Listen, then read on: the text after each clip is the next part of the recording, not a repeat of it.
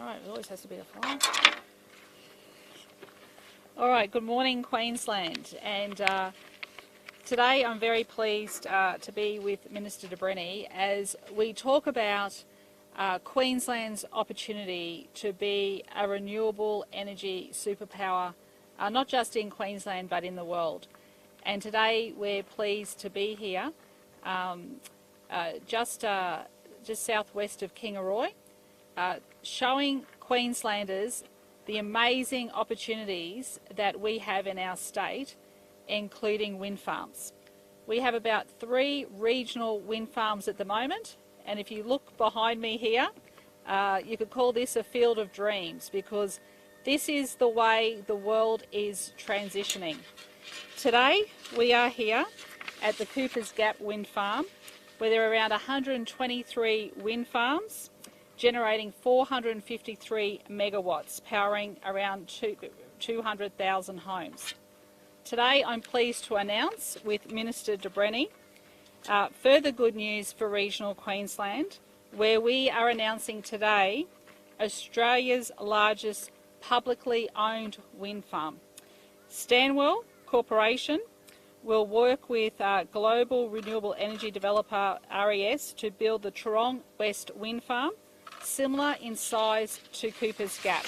So what you're seeing here is basically the doubling of this wind farm adjacent to us, but the one next to us will be 100% government owned, which is fantastic news. It will be up to 150 wind turbines, and it will generate 500 megawatts of clean renewable energy, enough to power 230,000 homes. Of course, there are going to be jobs, and more jobs, around 200 construction jobs, and then there'll be operational jobs. Final approval is expected in 2024 to be operational in 2026. Now, I know many people across Queensland probably don't even know that this wind farm here exists, let alone we're going to be building Australia's largest publicly owned wind farm right next to here. So this is great news for our economy. It's a clean, green, renewable energy. It's something that our government is absolutely committed to. And of course, we'll be making more announcements this week. Of course, I'll be delivering the State of the State address on Wednesday, and it'll be I believe, one of the biggest announcements that our government has ever made. So please stay tuned to that. So I'll hand over to Minister de Brenni to say a few words, and then we're happy to take some questions. Thanks, Nick. Thank you very much, Premier. Well, Queensland's energy transformation and public ownership is the greatest opportunity our state has seen in generations. Because we know the global economy is changing fast and demand for clean energy is growing every single day. Everyone from households to some of the biggest global companies, and household company names like Ampol, Wesfarmers and Rio Tinto are lining up with plans to reduce their emissions. They all want cleaner energy. And at the same time, demand for energy is growing. Queensland has broken its record for electricity demand 3 times this year already. That's why initiatives like this one, which grow our generation capacity mix, are so important. Now, you don't need to be an international economist to see how the global economy is impacting on power prices. But what those same energy economists tell us is that if governments step up, we can secure our state and our nation's energy independence. And the best way to achieve our energy independence is to do exactly what the Premier has outlined today, and that's build more cheap, clean, renewable energy, and to maintain public ownership of that renewable energy, just as the Premier has announced today. And of course, deliver a plan for our clean energy future, just like the Premier will do this week. Queenslanders are proud of their publicly owned energy system, and with this investment we can deliver more clean renewable energy, and most importantly it'll be owned by Queenslanders. And public ownership of renewables is important because it means an orderly transition, an orderly and low cost transition to a low carbon economy. So under our Premier's leadership, we've been sowing the seeds of renewable energy for many years now. This year alone, we've already invested $2 billion in batteries, wind and solar, and of course the all-important transmission lines. And that equals, as the Premier has said, thousands of good jobs right across regional Queensland, including here in this community. And of course, it all means taking action on emissions to protect Queensland's enviable lifestyle as well. So this project, as we've heard, will comprise of 150 turbines. It will be Australia's largest publicly owned wind farm. It's the third government-owned wind farm in Queensland, the first built 25 years ago in the Torres Strait. We now have over 5,700 megawatts of large-scale renewables in Queensland, either operational, under construction or financially committed. And this project will increase our renewable generation fleet by over 7%. It will generate enough power, as the Premier has said, for 230 homes. That's the 230,000 homes, that's right. That's the size of the city of Gold Coast. It will eliminate 1 million tonnes of CO2 emissions each year from our energy systems. That's the equivalent of taking 320,000 cars off the road. That's an extraordinary step towards decarbonisation.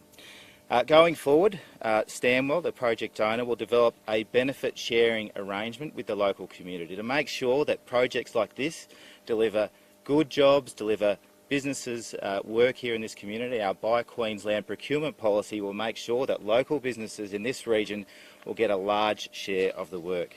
And finally, what's really terrific to see is that the existing landowners here, cattle graziers, will continue to graze their cattle here in perfect harmony with renewable energy generation. Thank you. Michael. Michael, do you want to say a few words?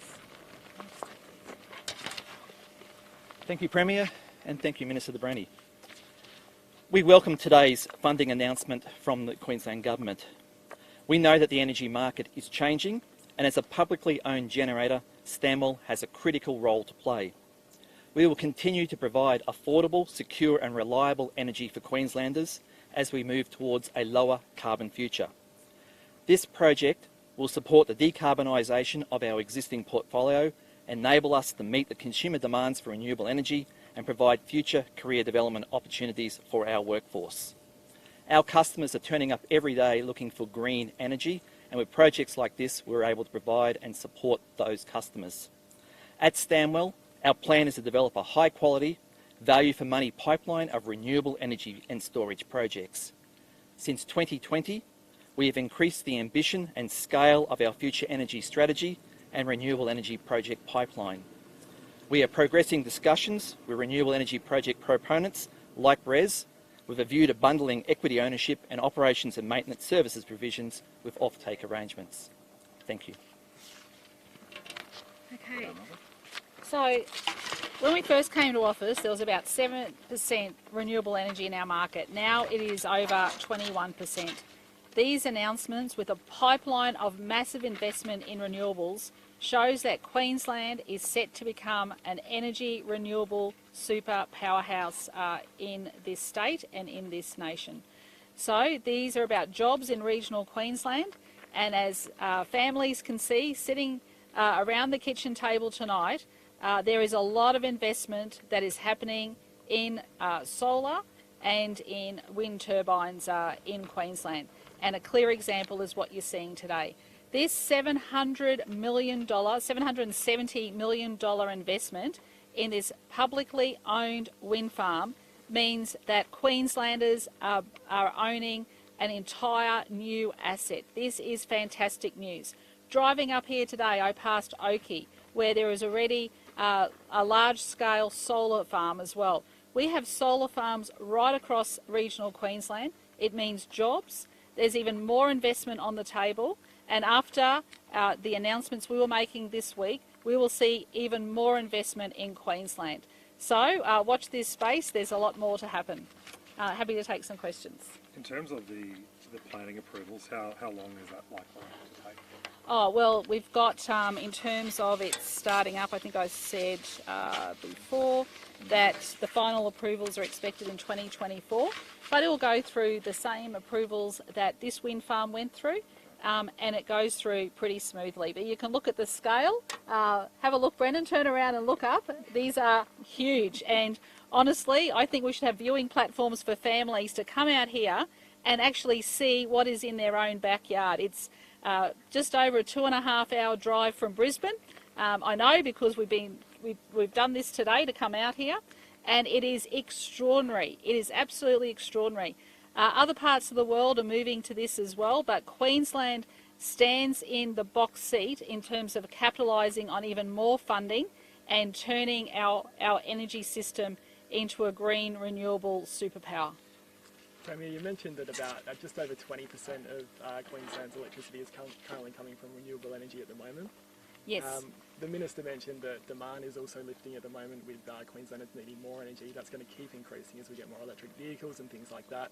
Can you map out kind of the scale of the task of what we need to do to develop? You'll be hearing all about that on Wednesday. Can you give us a hint? But we've got 50% renewable energy target by 2030, and of course we have more and more investment coming onto our books, which means that there are going to be a lot more of the scale of these wind farms and solar farms, and not only that, batteries as well.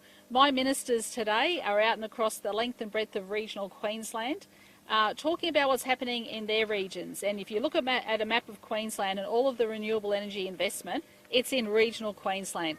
And regional Queensland benefits because it means jobs for regional Queenslanders. And what's the future of coal-fired power stations in the state? Will they be shut down earlier than planned? Well, we acknowledge that, currently, at the present day, today, we have a mixture, and Queensland is in the box seat because Queensland has coal, it has gas, and it has renewables. But what we are seeing now is a massive investment into renewable energy, which is a good thing for Queensland. Do you think one day it would be a plan to have companies like Stanwell and other state-owned assets to only be producing renewable energy, and would there be a general timeline for things like that? Well, I think you'll see government making further decisions about that in the near future. But at the moment, what we are seeing is massive investment into renewable energy. Government talks a lot about solar and wind and batteries. Are looking at any other kind of technology like geothermal technology, for example? Overseas, we see nuclear. Is this on the cards of Queensland at all? That'll all be outlined on Wednesday when we release our energy policy.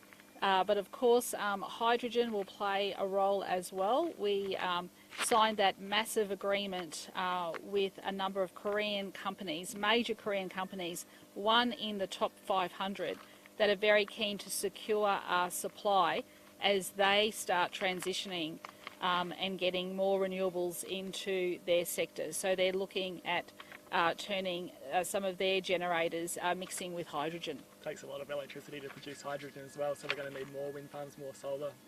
Well, there's about $20 billion worth of investment on the books or already under construction, so there's definitely an appetite for this kind of investment in Queensland, which is fantastic to see. Just in terms of the DNA yeah, sure, Brendan, yeah. At the moment, yeah. Will Yvette Darth and Stephen Miles be held accountable for the issues that have arisen?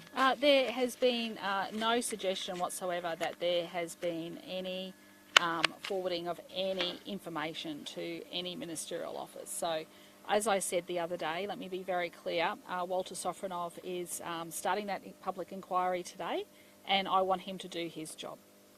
What level of responsibility will your government take for this problem? Well, we have a commission of inquiry, and that's the job of Walter Sofronow to get to the bottom of the issues surrounding why that level was raised as part of that investigation. Yeah. Why were the two staff let go before the inquiry? Is that? Yeah, as I said, they're matters. I said the other day clearly too. They're matters for the Director General, and they've been stood aside pending the outcome of the inquiry.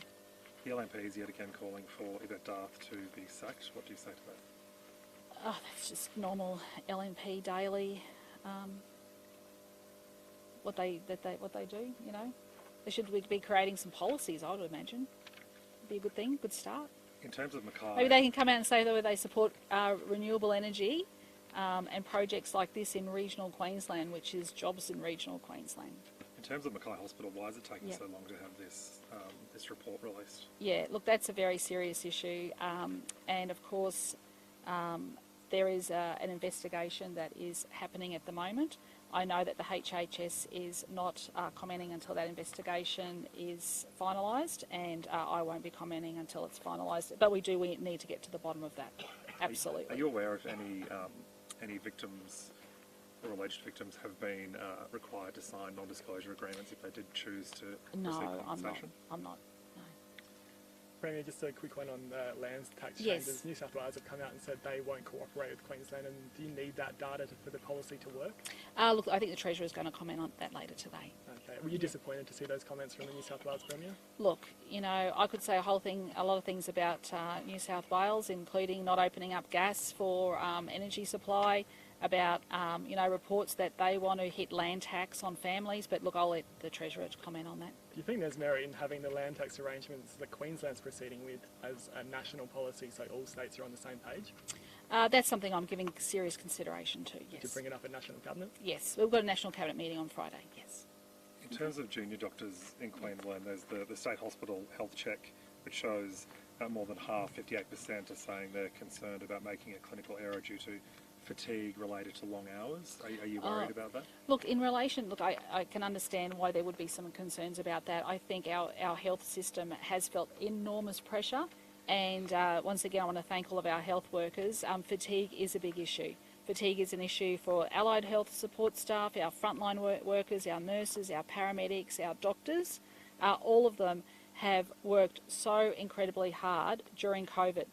There is light on the horizon, and that light on the horizon is that the number of people in hospitals now from COVID has dramatically come down, but not only that, the number of people who are reporting sick for work, that has dramatically come down.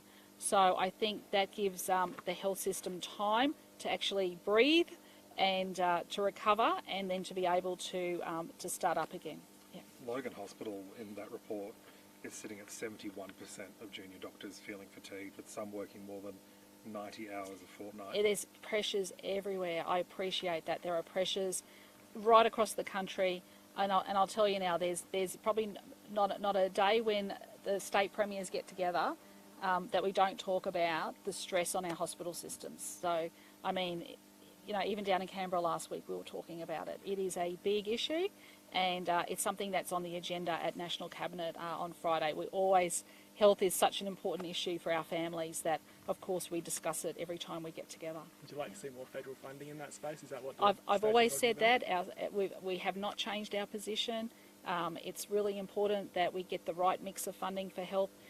Health is the most important thing to families, really. And has the federal government been receptive to that? Sorry? Has the federal government been receptive to those requests? I think, the Prime Minister has certainly got a great ear to what's happening and what people are thinking and feeling, and he'll obviously give it due consideration. Is that the 50-50 split? Well, that's what we're arguing for, yes. Yeah, so we're putting our position. Yeah. Just a quick one on the State of the State address. Can you give us any hints of what you'll be talking about? Or can we see an emissions, a different emissions reductions target? Any hints? All I can say is everyone better be listening or tuning in, because it is, I honestly believe, it's probably one of the most important State of the State address that I will ever give as Premier, because it basically is our energy plan. Don't forget, the previous federal government, there were years and years of fighting. There was no national energy plan. Be under no illusion, you will see on Wednesday our clear energy plan for this state, and it's tune in.